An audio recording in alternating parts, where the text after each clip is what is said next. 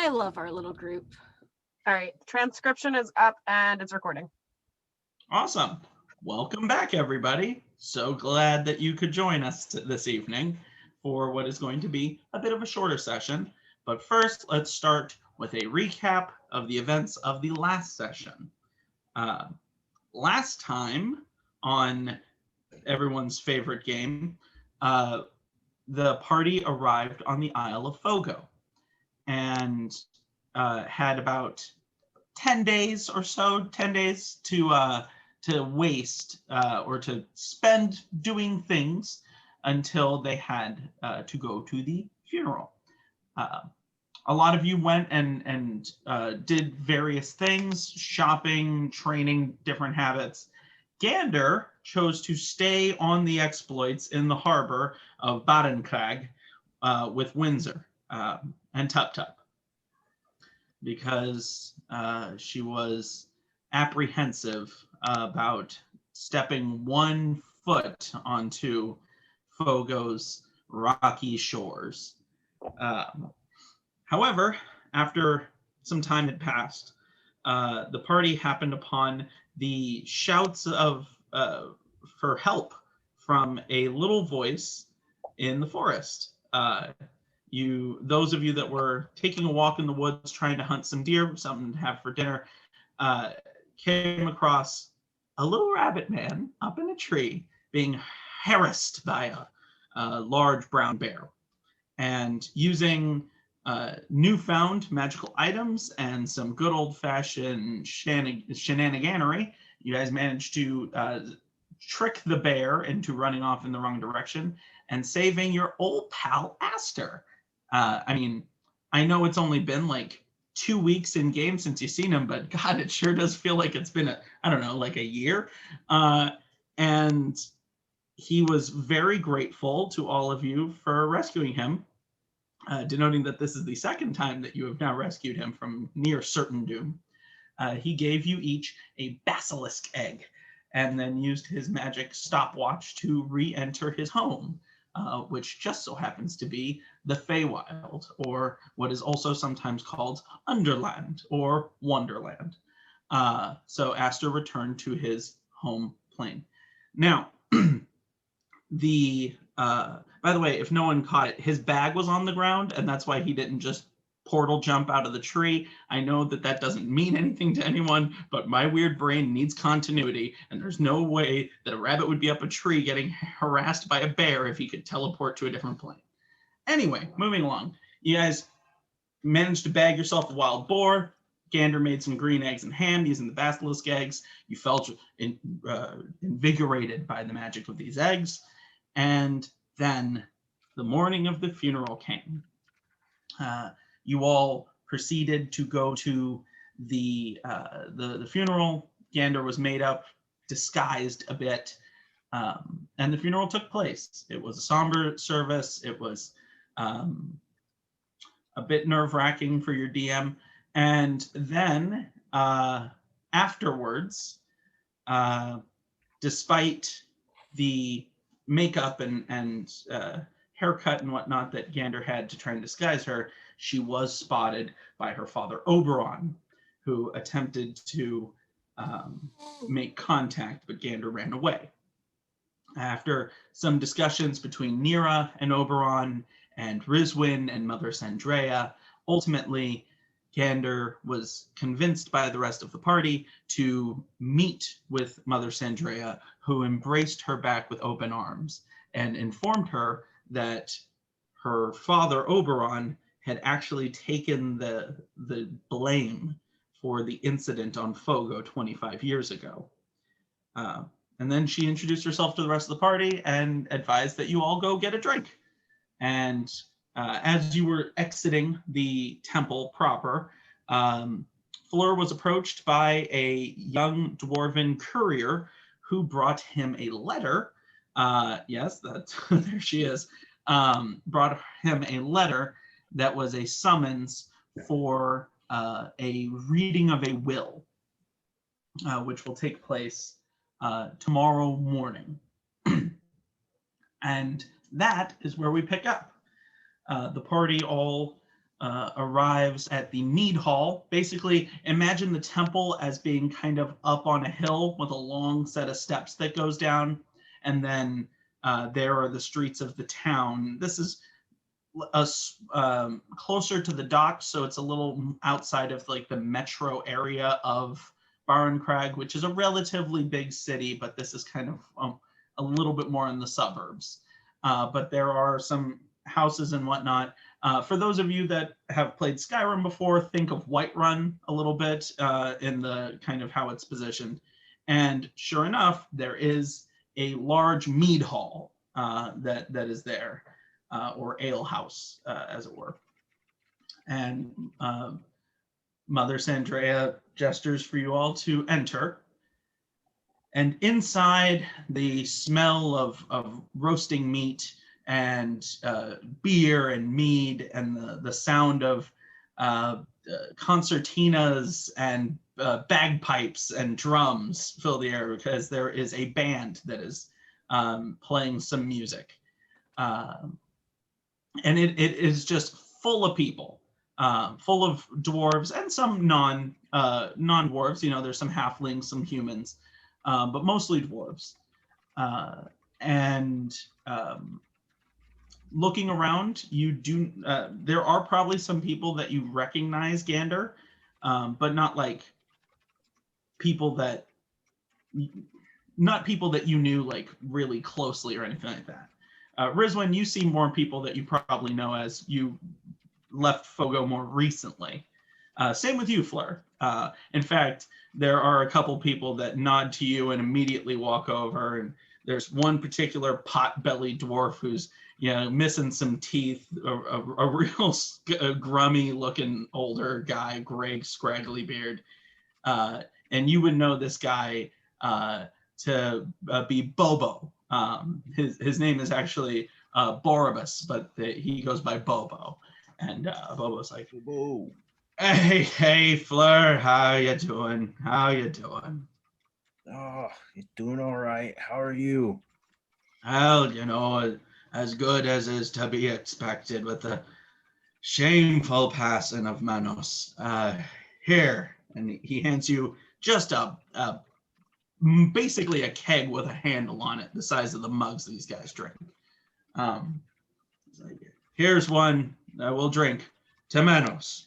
Manos. And just in him saying that in a voice loud enough for people around him to hear, the bar erupts in a cheer of Temenos, and there's mugs that get slammed on table. Everyone, I guess, roll a dexterity saving throw to see if you get covered in beer froth. But just the clang them down on the table. Fleur, you get drenched. Your beard is drenched. Just dripping with frothy beer.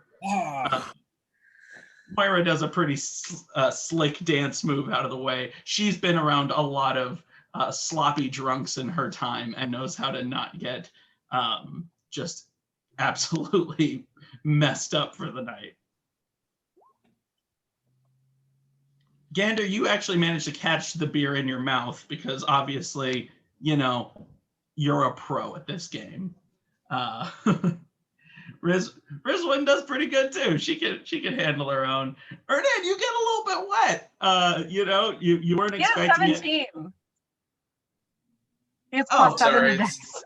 Modified 17. All right, you do pretty good too. You managed to like sidestep and use that cloak.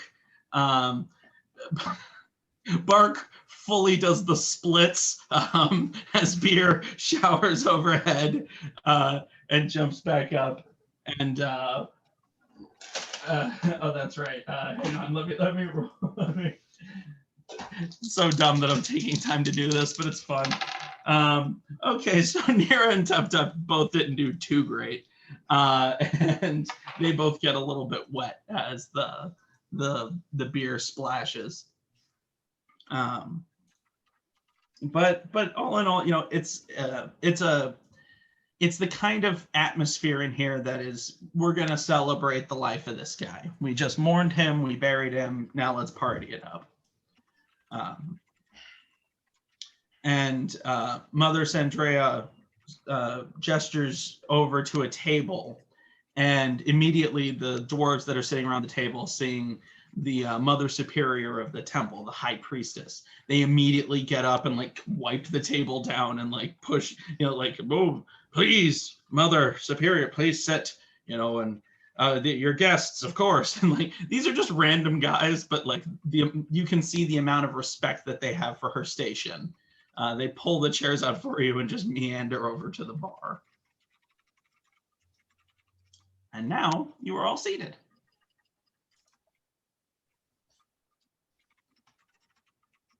Right. So it seems that you all have. What was that, dear? A needle pulling thread. Ray, a drop of golden sun. Tea, a drink with jam and bread. And that brings us back to. I'm sorry, ma'am. He's had brain damage. No, Fleur. No, thank you, Master Elf. No, I know this man. Fleur, I didn't know that you like to sing. That's lovely. Nana Fleur is full of all kinds of surprises. Sure enough. So, how is... Well, I should say, it seems that you all have gone on many adventures. You all seem, somewhat battle ready. Tell me, where have your adventures taken you thus far?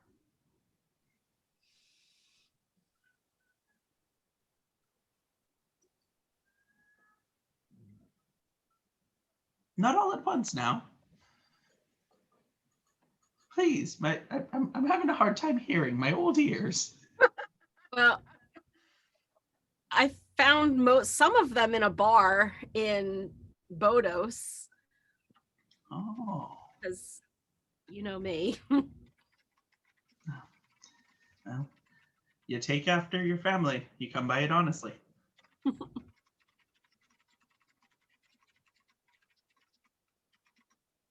Well, honestly, I remember meeting two of my associates here on caravan.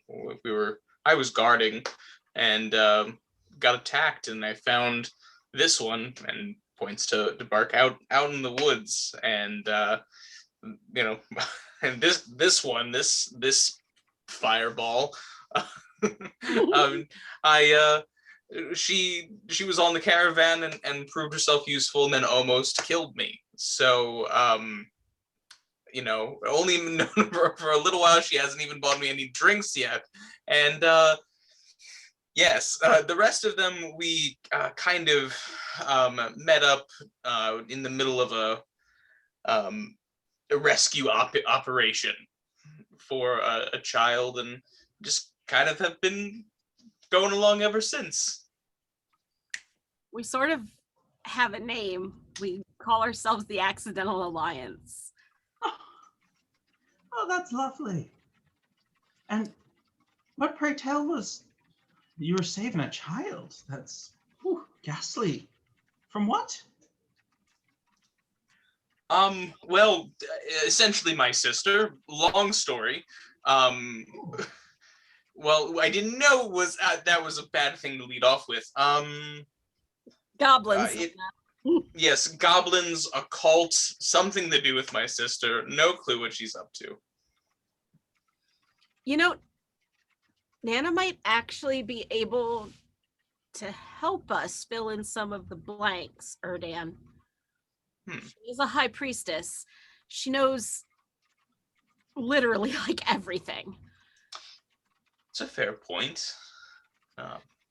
Nana, do you think we could pick your brain tomorrow or later tonight? Like, not here? Oh, well, I mean, I'm all ears. Is this the type of thing that should be spoken of privately? Probably. I mean, I'll defer to Erdan, but I would think so. I would say it's fine, which probably means it isn't. So it's pretty heavy topics, mostly about demons. I do have some questions that maybe you can answer, but I don't know how easily people spook around here. Seem like hardy people. Demons, you say? Demons, indeed. And I'm gonna lean over to Erdan and whisper in his ear, maybe she can explain the crazy ass block of wood. Oh. Like the demon wood. Oh, yeah. As you guys are whispering, you see her like lean back and make a gesture at the bartender, and the bartender kind of nods and opens a door behind the bar and just like gestures like this. She goes, "Well, then follow me." Wow. She pushes herself back from her seat, grabs her huge mug of beer. In her hand, it's seriously as big as her body. And she's like, "This way." And leads you all into a back room behind the bar. That is, like you go past the kitchen and there's basically like an office sitting room sort of thing back there. But it seems actually like as you walk through the kitchen, you're still hearing the sounds of everything going on. But as you get further back and you close the door, the music is just a distant sound. It seems like it's a pretty secluded little room. It's not particularly big, but there is kind of like think of like an office boardroom sort of set up with a large table. This is a room that is often a meeting place of members of the local Chamber of Commerce. But, well, I have a bit of pull. And so if I need to have a private meeting and I'm at the bar, I go back here. So have a seat. And tell me exactly what it is you're dabbling with.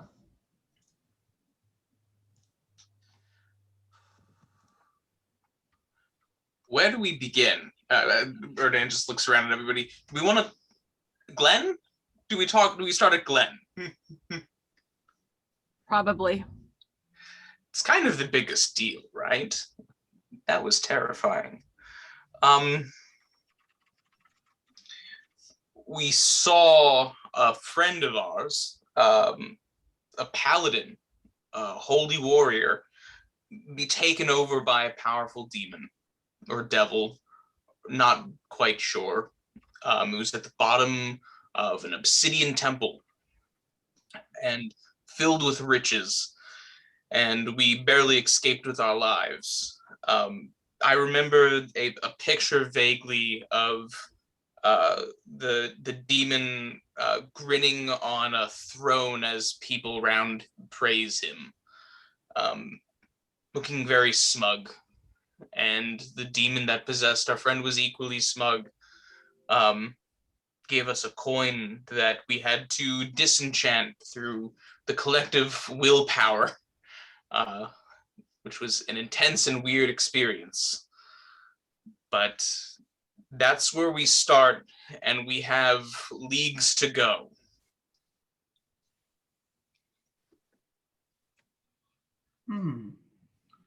That's curious. By what means was your friend taken over by this demonic spirit? Well, I believe I forget exactly what he grabbed. Something beckoned to him, and when he picked it up, he was gone. A bell? Yeah, it might have been a bell. A bell. Oh yeah, the bell. Anyone who ring a bell. Anyone who wishes to roll an insight check may.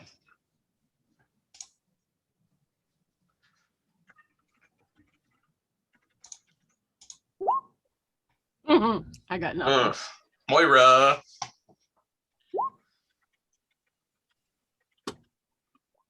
Whoa. Rizwin, you know Mother Sandrea better than almost anyone, right? With maybe the exception of Gander, but as opposed to Gander, who was off, drinking and partying, you spent a lot of personal time training under her. And when her kind of tick, right? Her ticks.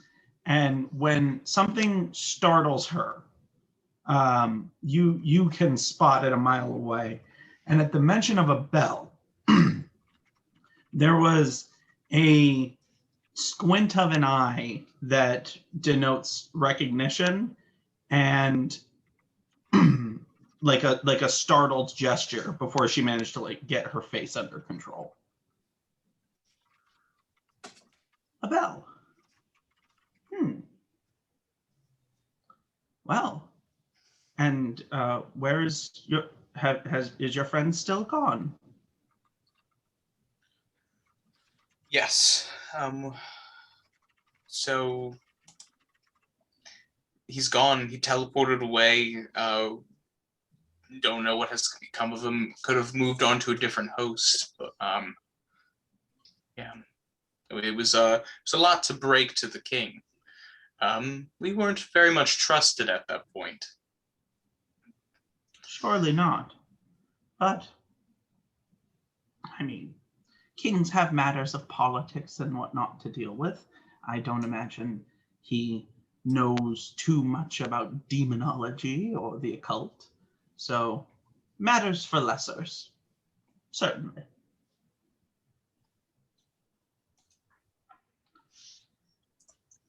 So, that is scary. And you said this has something to do with your sister and goblins? Well, where we met, it was a strange cave. Unlike anyone I've seen. But when we got down, we were, as sneaking in, encountered a meeting of sorts, got caught, and by the time we fought our way through a couple goblins and dogs, there was no one there, and we found the girl trapped in a cage. It looked like they had been doing some form of blood magic, arranging bones, possibly. Could be many different types of shamanistic or occultic magic. None that I've practiced personally or have much knowledge of. Then it turned out I saw my sister there, but I didn't know it was my sister at the time. We ended up in, and I'm sorry, Ben, it's Raylon, right? What? It's the Raylon is where the library was. No. The library was in Badoja, which is the capital city of Bodos. Raylon is the neighboring country. That's right. Okay, I remember Bodos. So we were in the famous floating library in Bodos, and my sister shows up and stabs the center of the library, keeping everything afloat, saying that she was in the cave and something that I don't know about. And then once all that happened, I had a dream of a demon asking if I wanted to join her. It's been a lot to process. Wow, that is certainly a lot. When you were talking about goblins, she pointedly looked over at Tup Tup, who kind of has been weirdly shrinking at this point, realizing that this is part of his backstory too. And he speaks up and says, yeah, my tribe, we were confronted, as to my knowledge, all of the goblin tribes in Bodos and maybe even elsewhere, by, well, I guess Mr. Erdan's sister. She referred to herself, or at least the crones referred to her as the knowing one, and she gave us strips of colored cloth, and it seemed to be like she was trying to organize us into some kind of a force. I tried to stay out of it. I just wanted to cook, so I never went into the room where the crones would meet with Barduk, and well, yeah, I don't know how all that happened, but she must have had some kind of plan for us. And Mother Sandrea nods at Tup Tup and turns back to you, Erdan, and says, "You said you had a dream. You encountered this demon in your dream?" Yes. Told me about the coming of a new age, and offered me a spot in that world, just as this demon had offered a spot for my sister.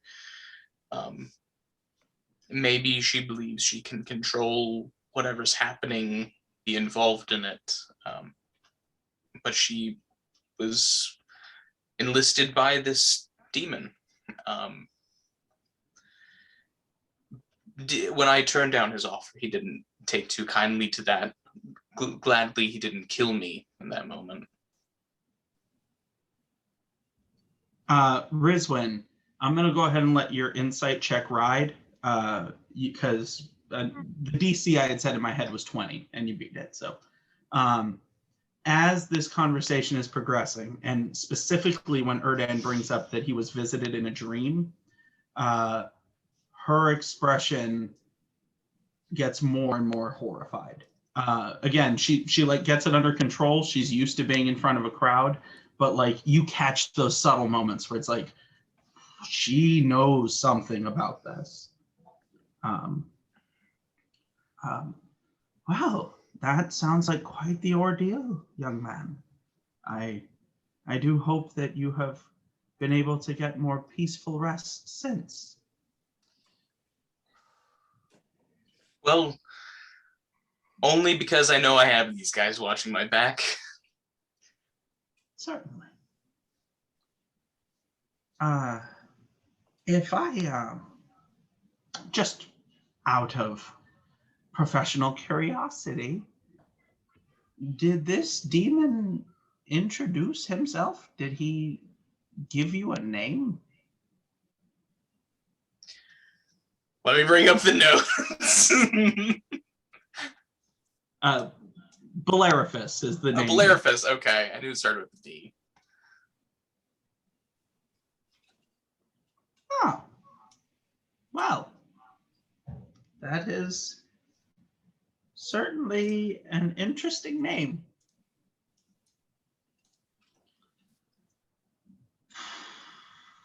Okay. Interesting as you have heard it before?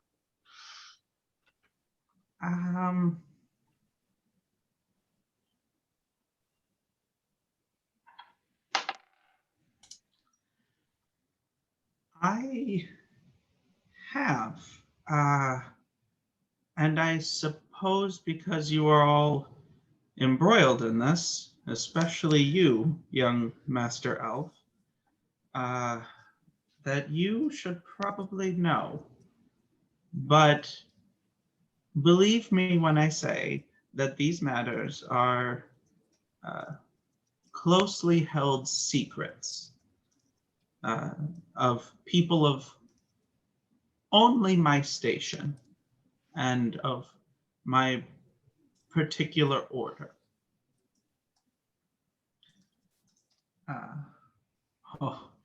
Oh, Gander, I was hoping to talk to you about this a different time, but I suppose it'll come up now. Rizwin, to be honest, I always had my eye on you, so I suppose we can do this now as well. I am a long-standing member of a group of individuals. We stand united in defense of our plane from those who might come from other planes to disrupt it. Specifically, we call ourselves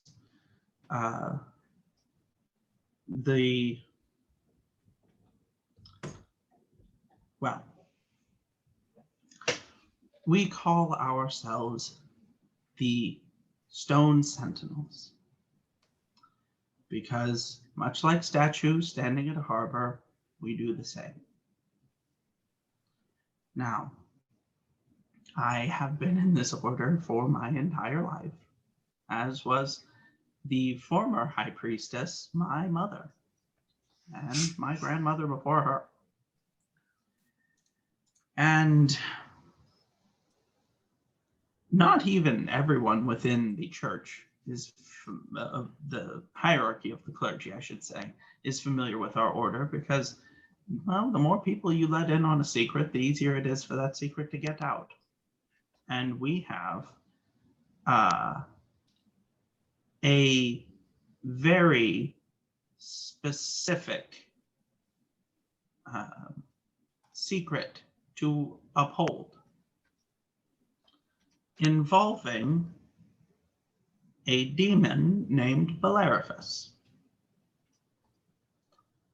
You see, to my understanding, to my recollections, and then the words passed down amongst my order, the Stone Sentinels, Bellerophus is a demon that is very, very old. He may be older than our world.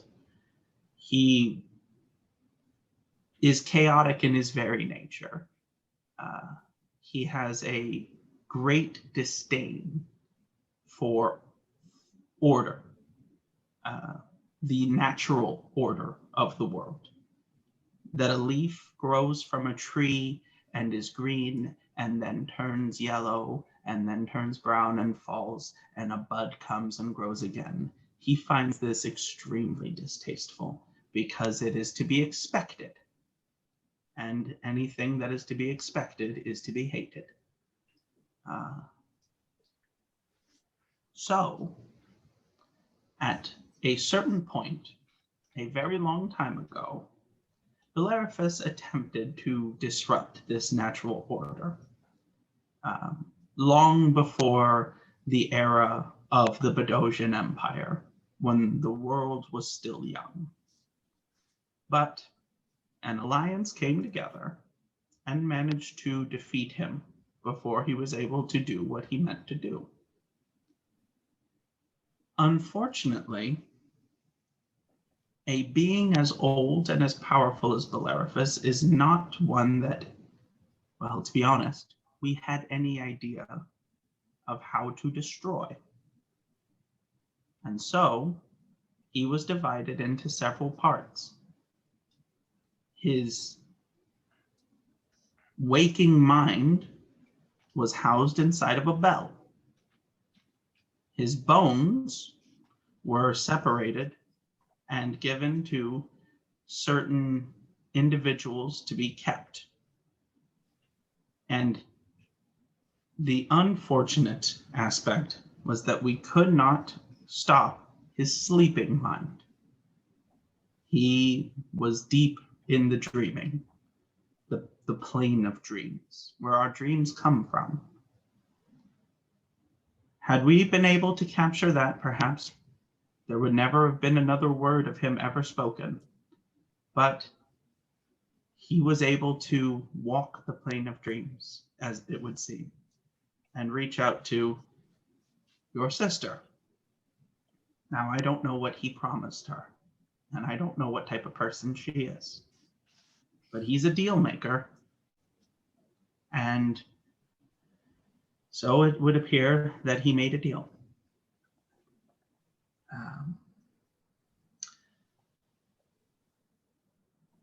But if his waking mind has been discovered, then it is fortuitous that you are here telling me this, because that means that the piece of him that I am in charge of protecting might be in jeopardy.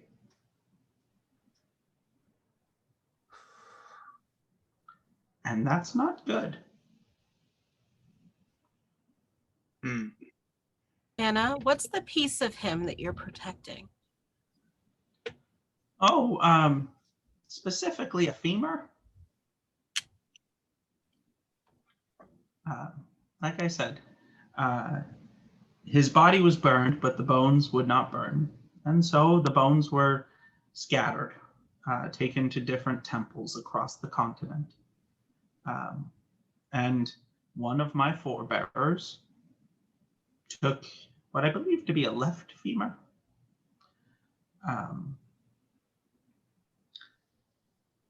Unfortunately, I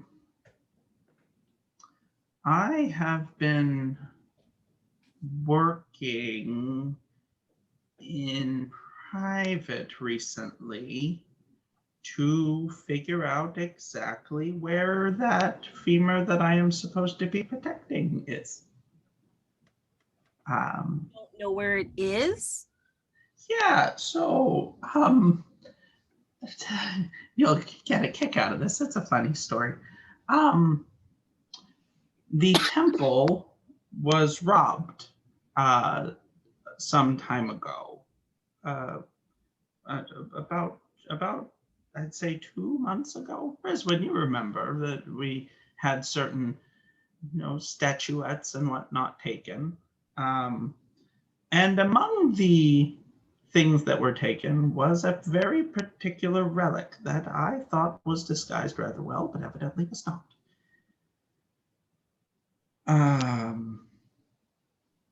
I have attempted to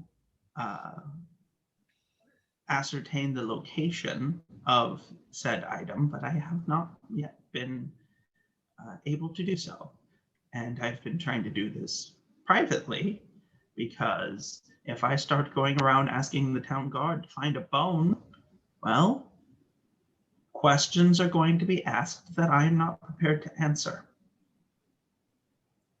You said it was disguised really well. How was it disguised? Oh, I had the damn thing wrapped up inside of a scroll and inside of a scroll casing amongst a bunch of scrolls, and not like magical spell scrolls or anything like that, just, ledgers. The person must have either known exactly what it was they were looking for or happened to pick up a scroll casing and just run with it. Whether it was chance or it was planned, the fact is it was gone. And I have to admit that I have been quite terrified of a meeting exactly like this. But I thought that his essence, having been locked away in a for lack of a better term, a murder puzzle, I doubted that it would ever get out. And so long as he was lost in the dreaming, he wouldn't have influence on this plane once again, but evidently he does. And that is a terrifying prospect. I have several questions, if you don't mind. Thank you for being honest with us. Do you know how many parts of him there were to collect? Well, The bones were taken to various temples and other locations. Some of them were cast into the sea. Some of them were buried in catacombs. And I think there were, I mean, how many bones does a person have? There were many. 6. What? 206, Oh, well. I think. And, well, that doesn't account for if demons have more or less bones than others. As I said, this happened millennia ago. These are the secrets that have been passed down within my organization. Is it possible that they are all missing and that someone has stolen them and erected them in some museum? It's possible. But I have no idea.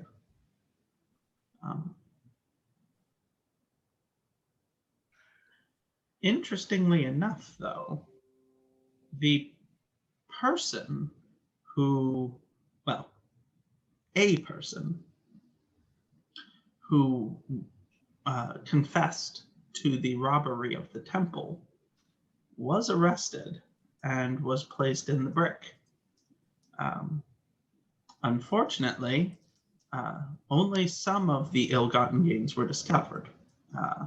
He claimed to have fenced off some of them, and there was never word from those that I could hear in confession and whatnot of a bone in a spell scroll.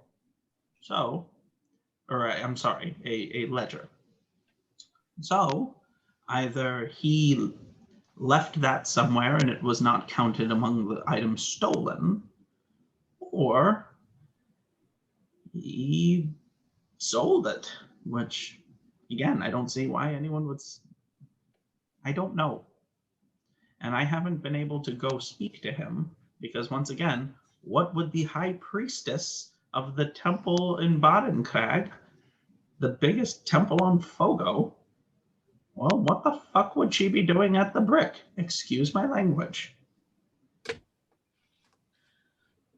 Well, lucky for you, we have business at the brick. Do you now? The asshole that killed Menos is there. Gander, do you mean to go finding revenge? I mean, not necessarily me and not necessarily revenge, but we definitely want to talk to the jerk. Well, Fleur is our friend, and Menos was his family, so we feel like we owe it to him to at least try to get some answers.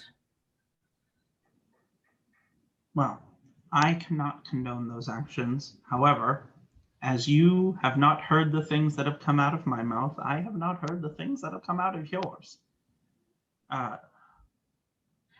Now, there is one other point that you should be aware of. If you are attempting to go to the brick, there's only a couple ways in. You either are thrown in there for committing a crime, you find a way to scale the wall and sneak in, or you are one of the guards, and they only go in when they're bringing in shipments of food. So, you know. Couldn't clerics go in to see to the spiritual needs of the prisoners? I mean, and the guards have chaplains, but I suppose you could offer your services. That's not a bad point.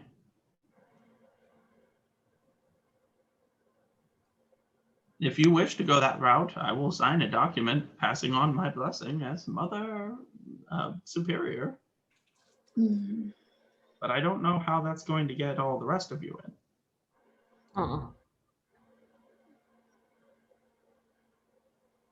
I'm going to lean over and whisper to Erdan. Should we ask her about the wood? Like, do you think that has anything to do with any of this? You mean about the voice? The phylactery, yeah, in the Phylactery. Poof. I guess it would be worth mentioning. Do you want Fleur to tell it? I feel like he's a little too attached to it. Hmm. Where's Bark?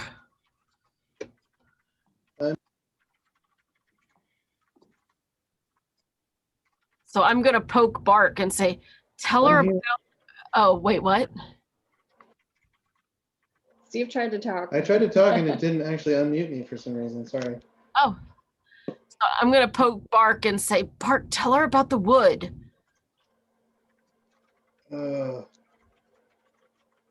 So come closer. Is she close? I can't see. No. Who are you speaking to telling to come closer? Mother Superior. Oh. Closer. Yes. I'm supposed to tell you that Fleur has a piece of wood that he tossed. It's a phylactery we've discovered. Oh. Oh, Lord. Also, I'm half demon. And everything you've said to us makes me question as to whether I actually met my father in my dreams or if it was actually Beleriphus instead. Oh. Well, that. Huh. Well, you're. And she I'm one of the good ones. stares at you very closely, and studies you for a second, and she says, "Oh, I see it. With the helmet and everything, I thought, That is the point of the helmet. yes. No, in you, I see less of a demonic presence and more of a devilish one. Oh, that's it. There's Yeah. Few people understand the distinction. Devils reside in the circles of hell. They fit neatly into a social pecking order, and they actually don't tend very often to mess around with the other planes because they're too busy supplanting one another as who's going to be boss. They're very evil, but also very lawful. Some might say they are lawful evil. That tracks. Yeah. Demons, on the other hand, demons don't hail from hell. They hail from other planes. More often than not, the abyss, a pit that is a place of chaos, a thing that would swallow eternity if it could.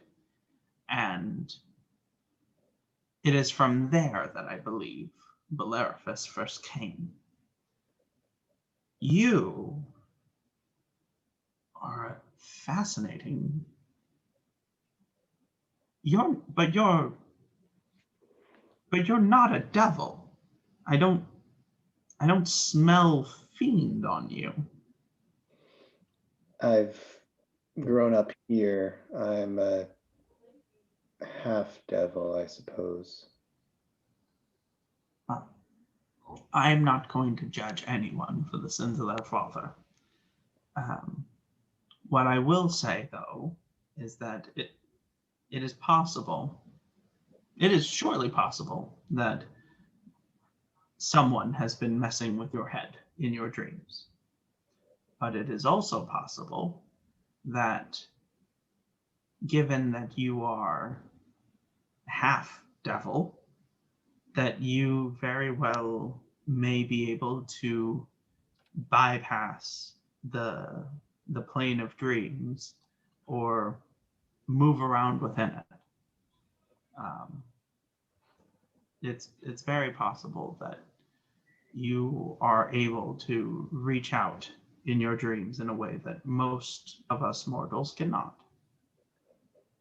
But I don't know. While I have your attention, Certainly. would you mind looking at something for me? Absolutely.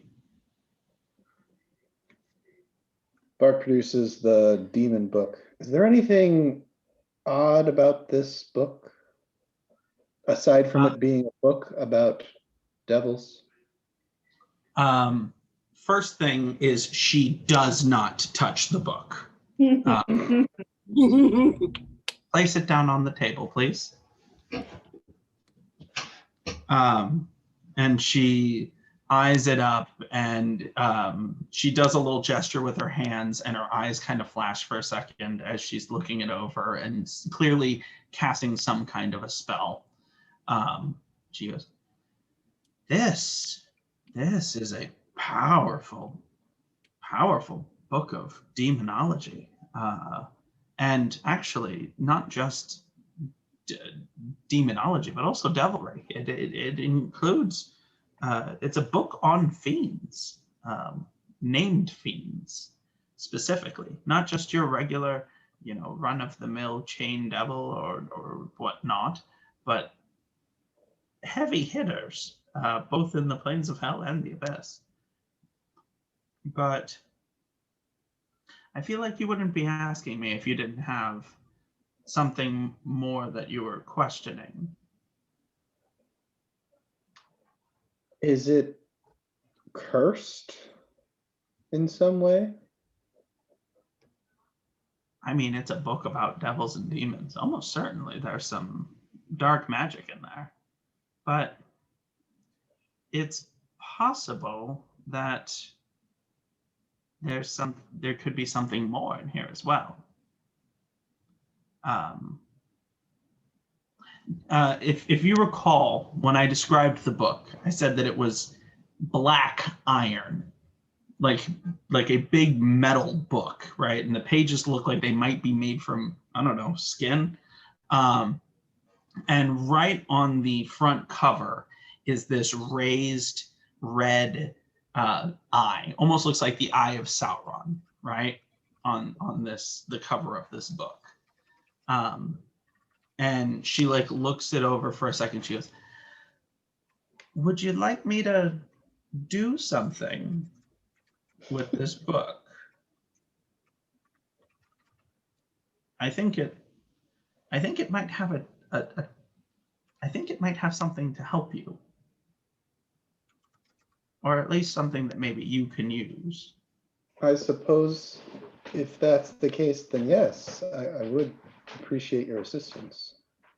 Okay, so 1 second, and she gets she walks back into the kitchen and comes back with some salt and pours it in a circle around the book.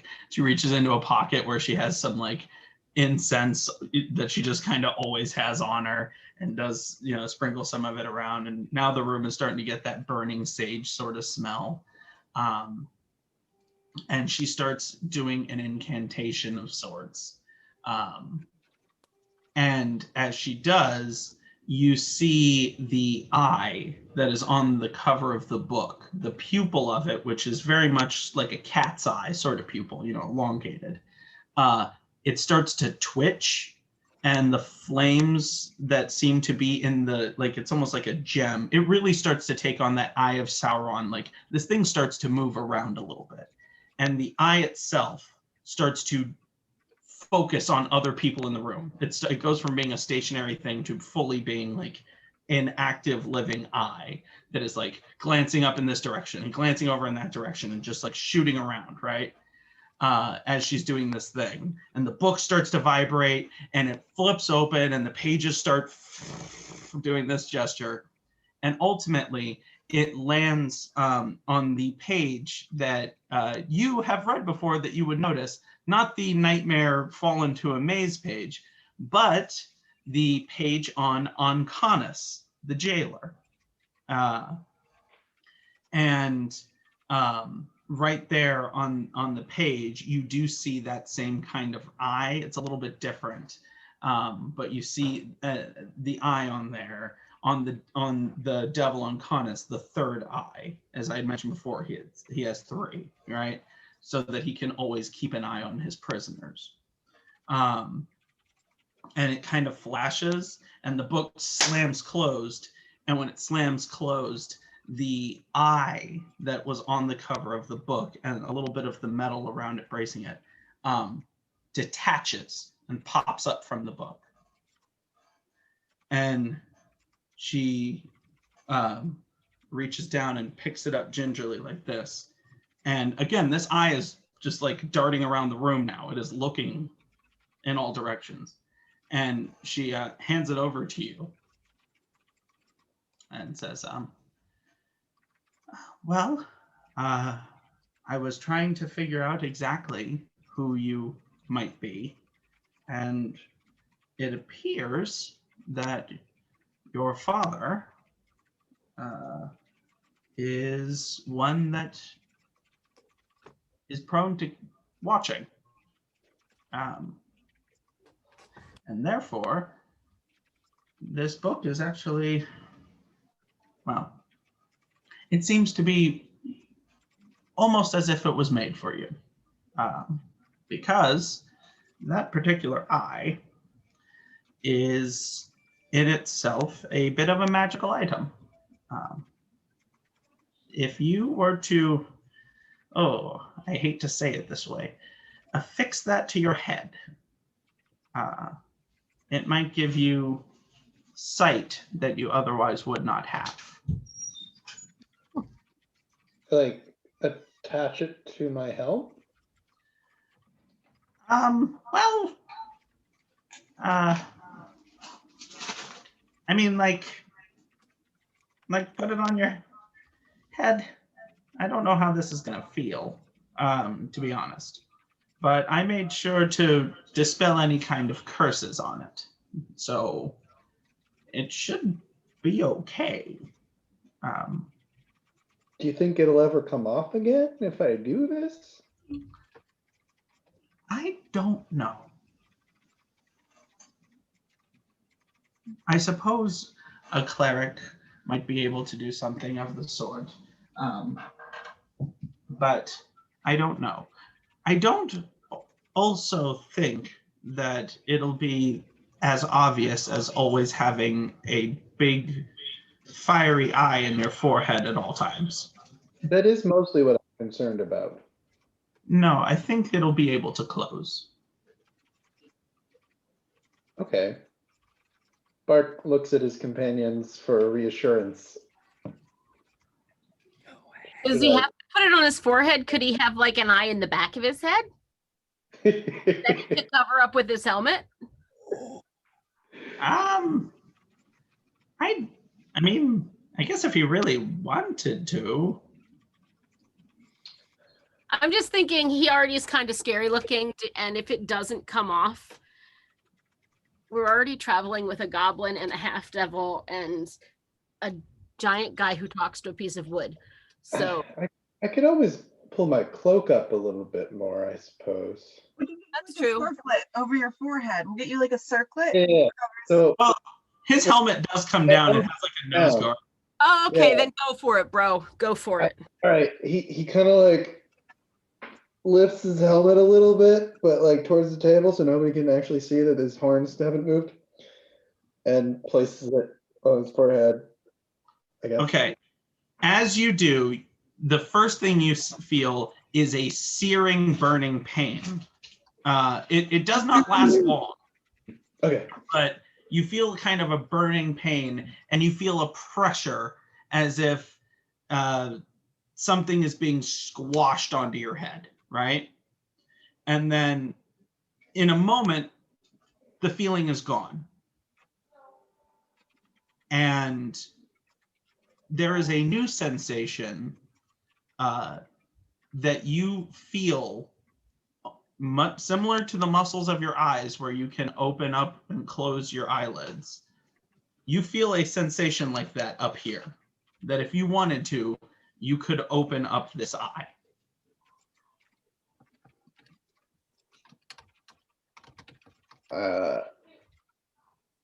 I open my eye.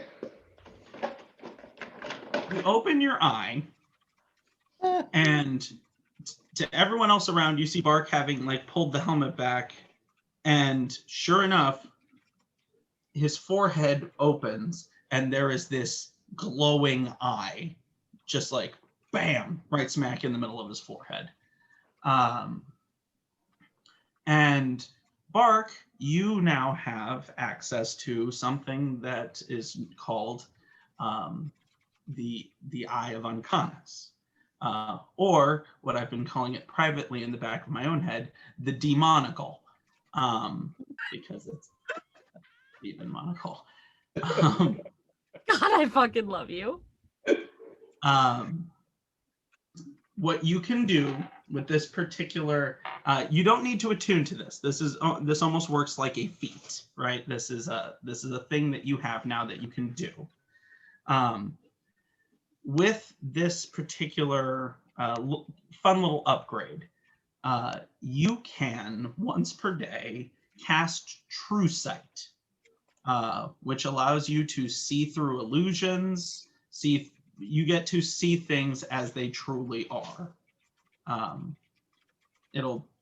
pretty sure True Sight keeps people from being able to be invisible, or at least you can see them, seeing through things like magical darkness, whatever. It's the kind of shit that like dragons have, right?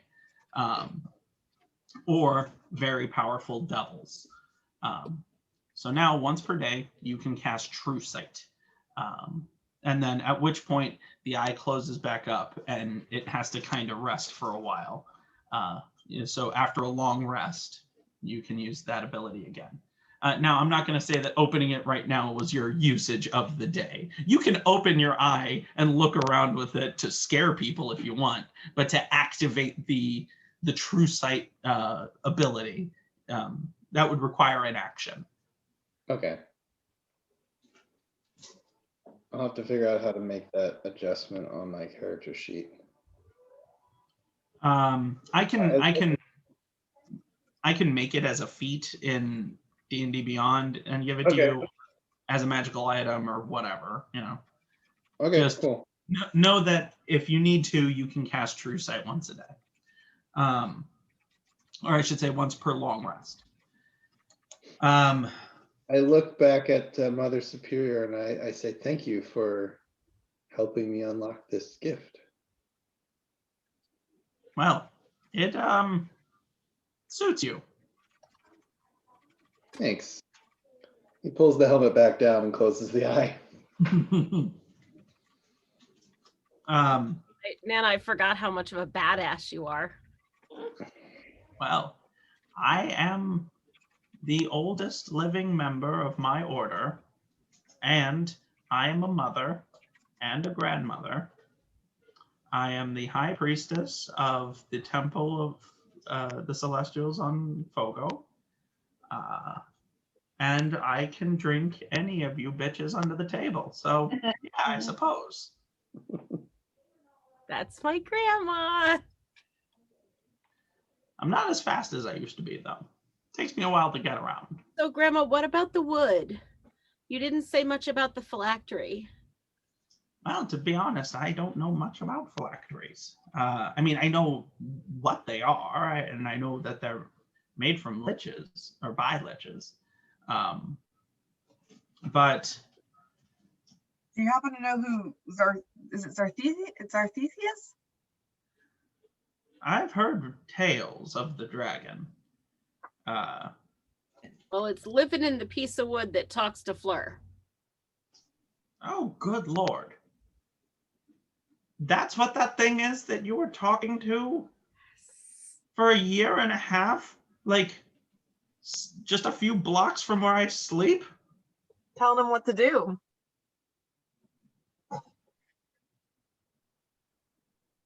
That's right. Good. By the gods. Okay, you all are just embroiled in a lot of shit, aren't you? My dad's a chaos god. We're cosmically fucked up. Anything else? Are any of you a god or an archfey or yes? Dragon curse. Oh, cursed by a dragon, sure.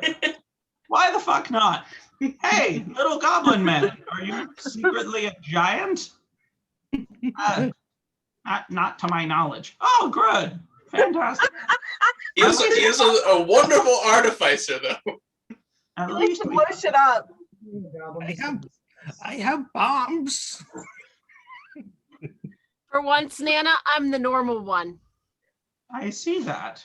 Oh my.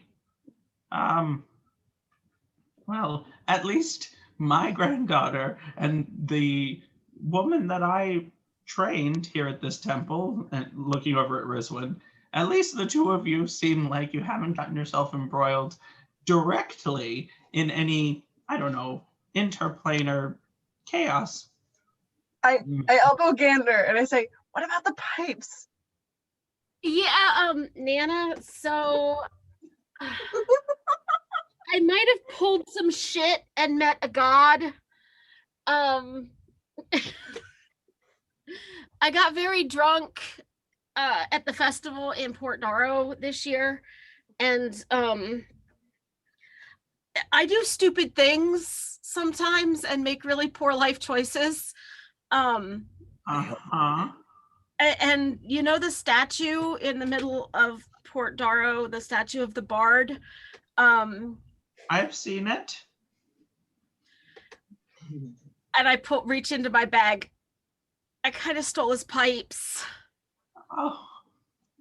Well, I mean, I don't condone thievery, but Grandma, when I played them, they worked. And I made the ocean stop. And when the ocean stopped, everybody froze. And I met a goddess. And she's a badass. And she's a ton of fun. And it sort of kind of changed my life. And I'm not as afraid of the ocean as I used to be. But the pipes are real, Nana, and I can play them. And when I play them, things happen to water. that is amazing. Oh, Gander, you were visited by a real goddess. Yeah. That's incredible. Which one? I don't have the notes pulled up. God damn it. Ainamea. Ainamea. Ainamea. Oh! Between you and me, I pray to all of the gods, or the gods in general, right? Being the high priestess of the temple. But when I drink, I specifically pray to Ainamea. She's wonderful, Nana. She visited you herself. I walked on the ocean and got to talk to her. Like, didn't go swimming, walked on it and got to talk to her. Wow. I have been a priestess for well over a century, and I've never met a god. You would, I mean, you would like her. Yeah. Wow. And I never would have known if I hadn't, gotten drunk and decided that I needed a new instrument to play. I guess that's, mom coming out in me. Oh, yes, that's definitely your mother. But I will say that if stealing a set of pipes or breaking into a prison, if doing things that are not necessarily considered by a legal body to be permissible but in the cosmic scheme of things are the right choice, well, then I suppose they were the right choice, weren't they? Yep. Yep.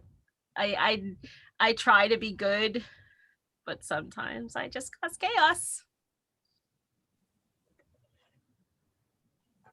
We can all be a bit chaotic from time to time. And she pauses mid-sentence as she kind of crooks her ear to the side and kind of stares off in the distance. And then her eyes go a bit wide and she looks back at all of you and says, "We need to get back to the temple right now.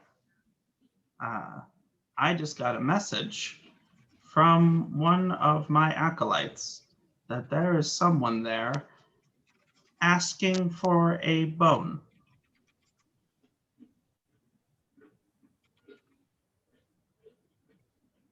It's Glenn.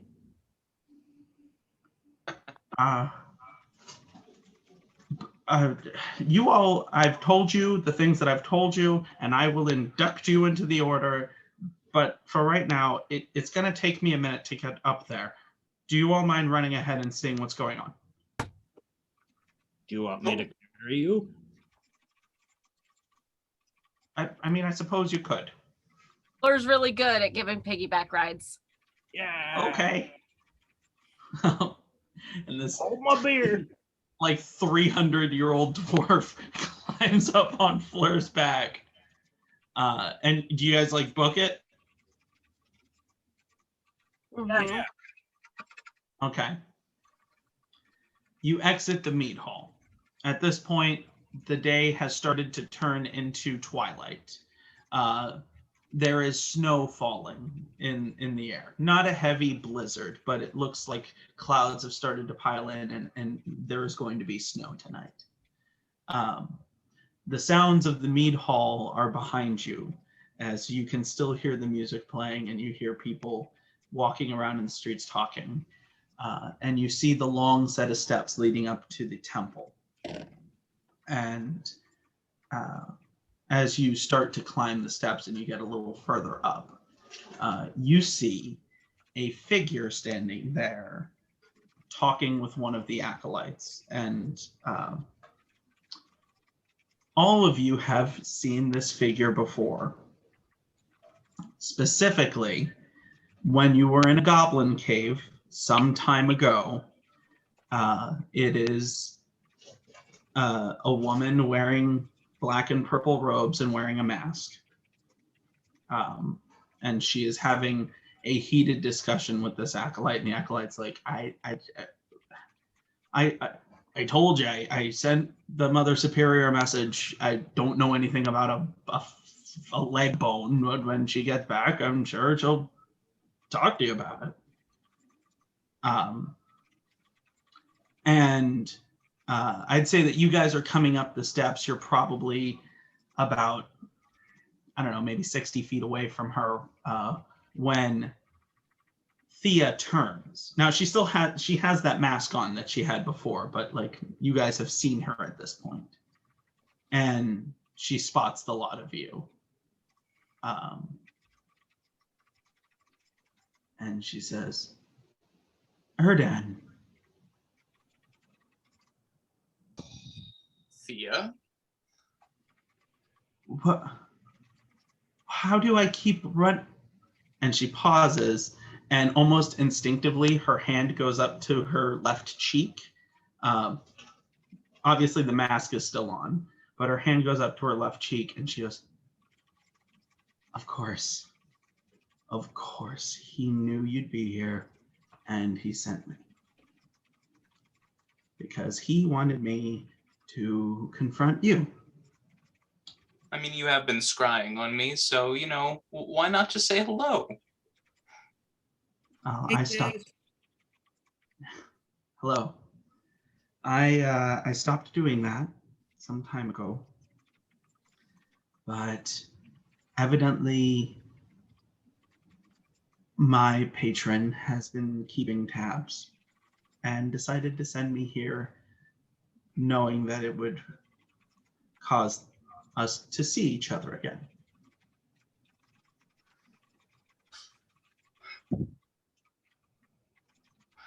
Well, I mean, we all kind of have a bone to pick with you.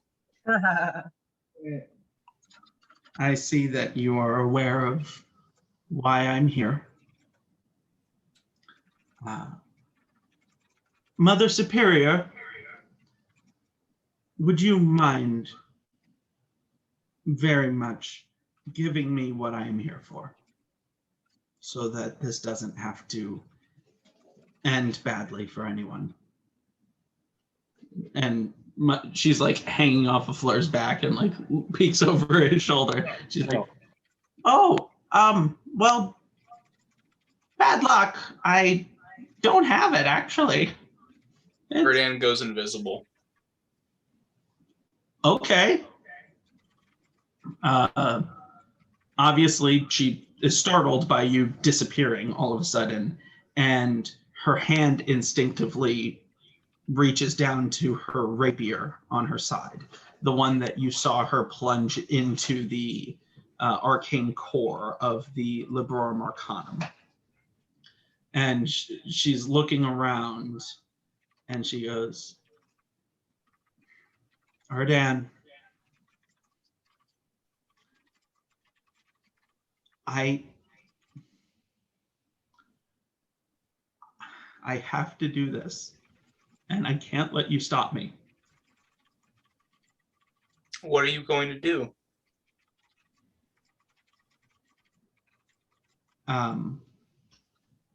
Erdan, roll me a perception check, if you would.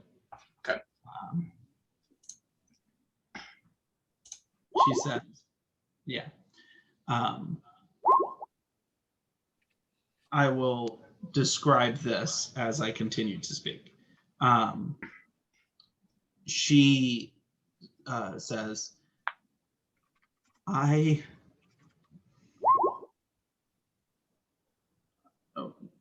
are you rolling spells already, Gander? Oh, sorry, I was just looking things up. Sorry. I don't know what I'm doing. That's okay. That's okay. She says, I am doing what I have to because I can't control this anymore, Erdan. I think I'm afraid I've gotten in over my head, but I have a job to do. And as she's speaking, you see that same, as she touched her hand to her left cheek, almost absentmindedly, like she's still looking around for you as if to like trying to pinpoint where your voice came from. Her hand reaches into her pocket.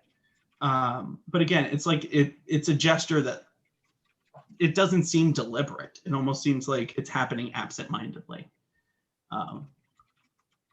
She says, I am trying my best to do what needs to be done to save the world from a frozen death. And if that means that I need to borrow power from a monster and one day kill that monster, I'm gonna do what I have. And as she continues to speak, her hand pulls out. And with your perception check, you see the same kind of glint of metal that you remember from the coins that you saw that you found on the Mr. and Mrs. Kringle. Asha's hideous laughter. Well, before you get that off, Okay. Because again, this is not even like her controlling this at this point. Her hand seems to be doing this on its own. She says, I can't control this anymore, but I'm going to figure out, and the coin just shoots out of her hand. Again, almost as if led by its own will. And it flies up and pings off of the bell tower on the temple. And the sound rings out. Dong. and then you all feel a rumbling. And as the rumbling starts, the temple starts to shift and crack. And there is a moment of panic. Acolytes go running in different directions because stuff starts, it seems like an earthquake to them. And even Thea, startled at what just happened, looks at her hand and looks up and looks around and it's like, and she starts backing up as the temple starts to splinter, cracks forming up the sides of the concrete walls, gargoyles toppling, stained glass shattering, and Mother Sandrea like gasps and clutches your shoulders tighter, Fleur, seeing her temple crumble.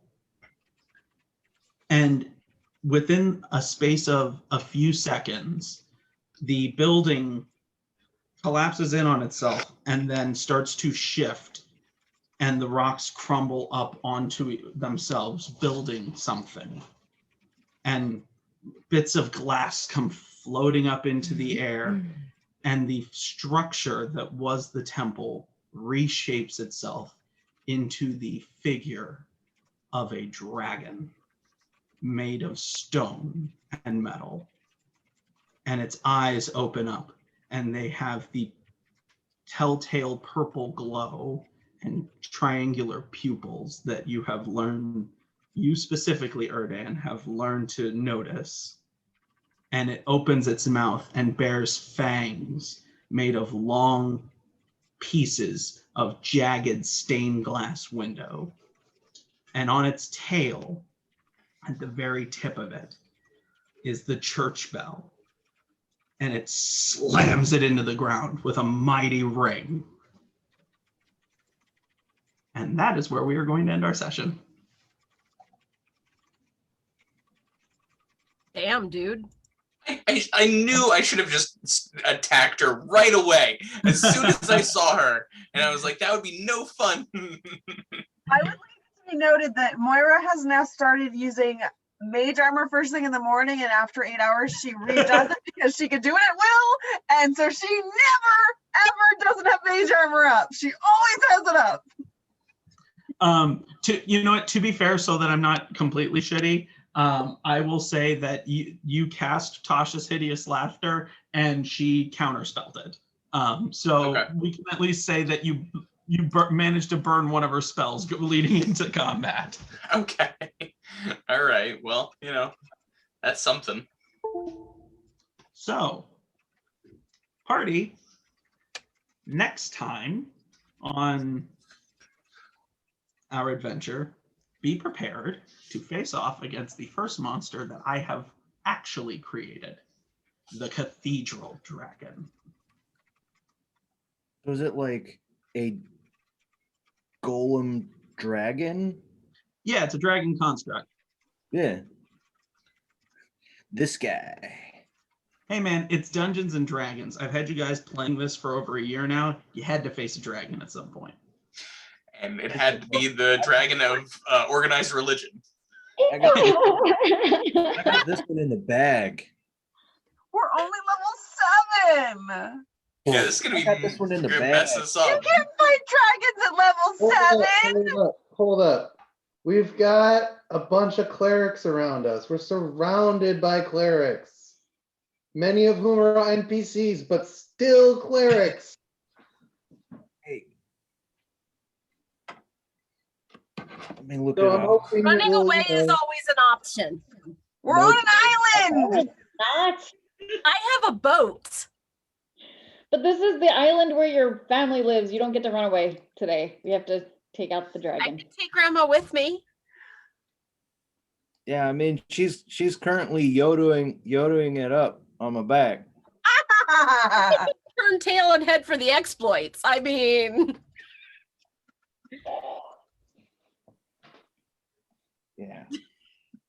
Gander's MO is run away. So Run away. Hey, run away. Run away. To set the scene in your mind for next time, you have snow falling in the air, twilight time of day. You can see, but it's starting to get darker. And before you, as big as a goddamn temple, is a dragon made of stone and metal and glass. And a woman holding an ornate sword who looks, well, I mean, it's hard to read her face. She's wearing a mask, but is startled at her own creation.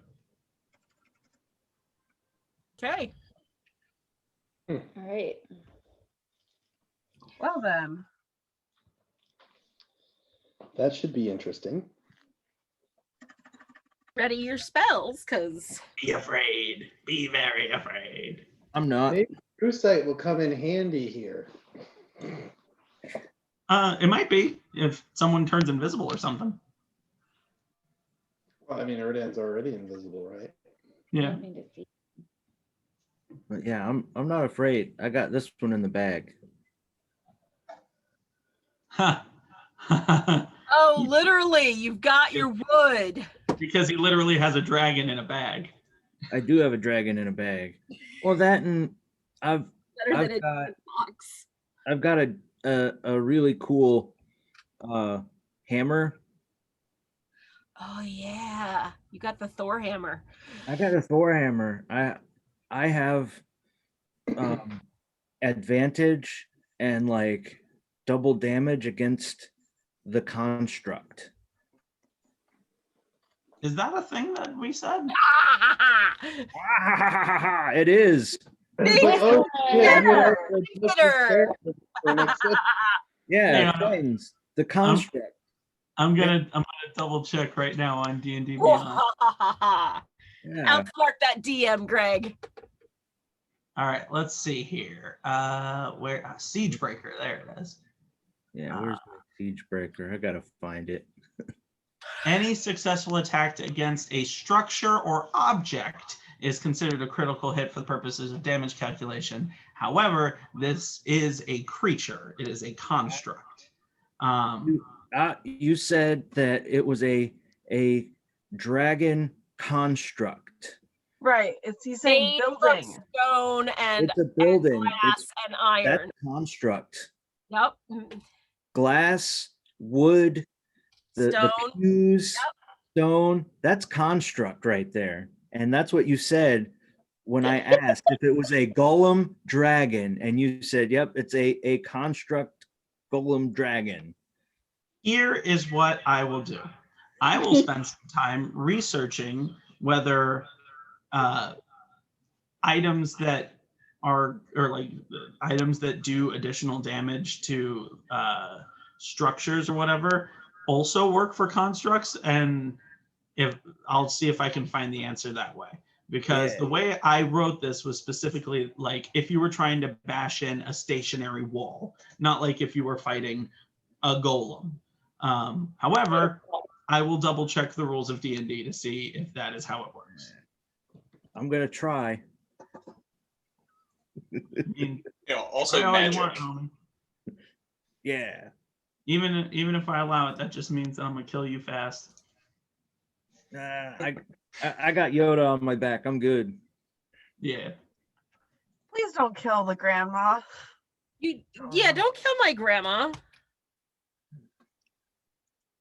What about? No, I'm not gonna kill. We're you. talking to Fleur. No, he's just gonna use Mother Sandrea as a weapon. Be like, Please dual don't weapon. launch my grandma. Here you go. Like, all right, tame it. Yeet. Yeah.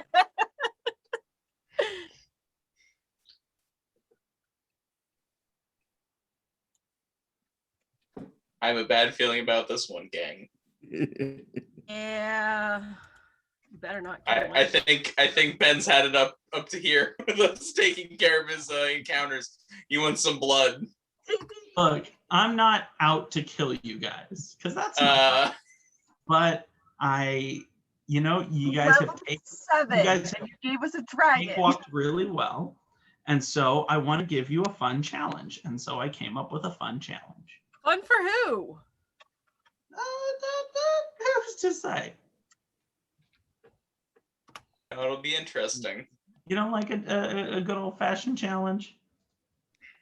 We kind of have skated around and through and found our ways to get around his trickiness. You know, That just means we're smart. I mean, like the shark frenzy thing. Like, you know, we only had like one person, you know, get in a That's shark. why he's angry. And you know, like, I mean, there's quite a few times where we were The like, bugbear incident was quite the sad little incident. Yeah, Riley's got a really nasty habit of locking me down. From the first big battle where she tied up Bardock with vines to getting the dealing with the Zahuagin last time around, and I'm sure there's others in there as well. Locking you down, though. Yeah, locking down the what I'm planning on doing. Mhm. the Tasha's hideous laughter is definitely stop people. Yeah, it's annoying as fuck. That's why I took it.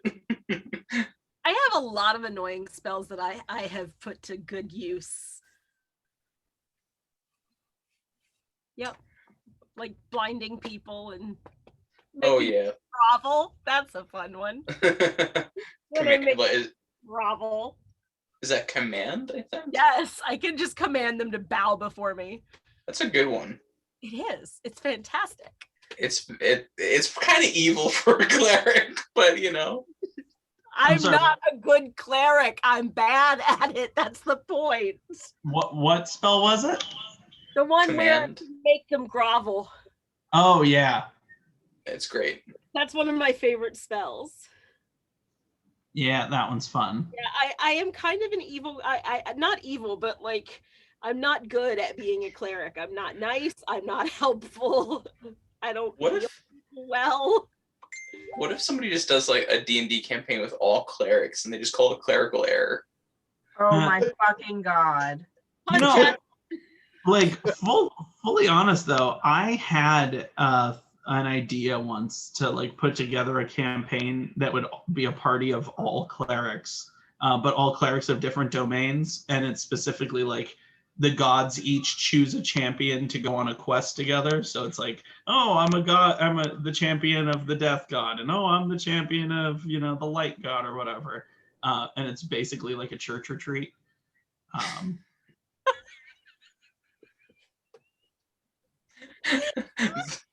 Most dangerous retreat. It's Oh, yeah. it's a retreat to move forward.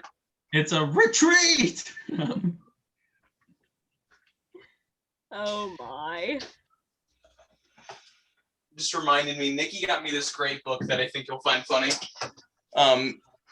It's The Philosophy in 30 Rock. Oh, nice. I like it. I fully expect a sermon to come out of that someday. Probably. I love it. Hey, we've had Star Trek sermons in our pulpit. So Oh, fuck yeah. Rachel, when Rachel was a worship associate, she preached an entire sermon based on the next generation. Not my favorite, but I'll My accept it. It's And then permissible. followed it up a month later with Voyager. So Oh, okay. I'm one of those blasphemous Star Trek fans who loves Deep Space Nine. ew. That was All right, Greg, I've done a little bit of looking around. I'm not finding exactly what I'm looking for. So here's the ruling I'm going to give, and you're going to be mad at me about it. But what I'm going to say is that because it is a creature made of chaotic magic and not just like a wall, that it's going to hit as normal. But because you do have a magical weapon, it's going to overcome any resistances or whatever that the creature might have. Yeah, cool beans. I mean, I could try, can I? You know. No, But- that's fair. but just to be clear, it's still made of stone, right? I mean, yeah, but in the same way that like a construct is made of stone, right? So like I don't think you And can. Gander's Like, looking to shatter expectations. well, yeah, like Shatter, for instance, specifically has like language in it about I think about like creatures and whatnot that are made of that having disadvantage on their save. But I'm not going to reveal whether or not this particular creature has resistances or weaknesses or whatever, because it's way more fun for you guys to figure that out in the moment. I'm not going to tell you where my boss's big glowing red weak spot is. But you guys will figure that out in 2 weeks. Sure. Hey. Don't you fuck up my grandma. It's Oh, on- I'm we got be this. much more concerned with fucking up the people that are trying to kill my beautiful baby dragon boy. It is- Baby dragon. Yeah, I mean, he's kind of a newborn. Yeah, it is his birthday. I say we throw him a good party. Also, why are we gendering this dragon construct? I just said he for some reason. It. Well, I did say my baby dragon boy, but admittedly, like it's the non-gendered boy, like BOI, Oh, okay. All right. Fair enough. like the non-gendered girl, GURL, like girl. Gaylorax here to tell you that that's not exactly the case. You use BOI with an I, and you're going to attract a very specific subset of gay men. Very Okay. specific subset of gay men. For So, what it's worth, in my circle of hetero men, that term is used quite frequently, possibly in ironic ways. I'm not sure, but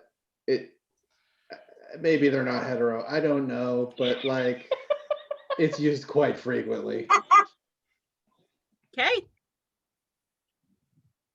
What type of games do you play? First-person shooter type games. Okay.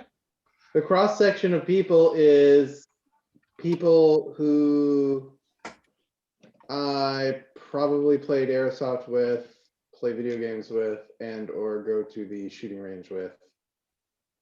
Generally, I don't know. Some of them were or are in the military, and that might have some impact on their orientation and also their willingness to joke about such things. Yeah. Can I just point out for It looks like Steve is wearing a sideways hat when he sits a certain way, and Yes. that has been fucking me up. So I just need to Oh, say I thought it looked more like a Dracula cape at points. That's what my brain saw too. I was like, oh look, I want blah to blah blah. See, when I first saw it, you were sitting kind of lower, and I was like, I didn't take him for a sideways hat guy, but I mean, whatever, live your life. And now I'm like, oh no, that's not what it is at all. So, By the way, fully side note, perfect. Steve, can I tell you that I've had the idea for the demonical from before you even found the book? Like, I've had the idea in my mind of randomly giving you a third eye from like way back when. Your I'm brain is glad we finally got there. Yeah. I mean, What was that, Chris? his brain is a fascinating and terrifying place. Agreed. yeah, it's a weird puzzle nightmare. In the best way. In the Oh. best way. Thank you. So sweet. Oh, we're still recording. Matt Fonestock would be so proud. We are. All right, you guys, I'm gonna go. I have to pee really bad. Good luck with that. Okay, bye everyone. I look forward to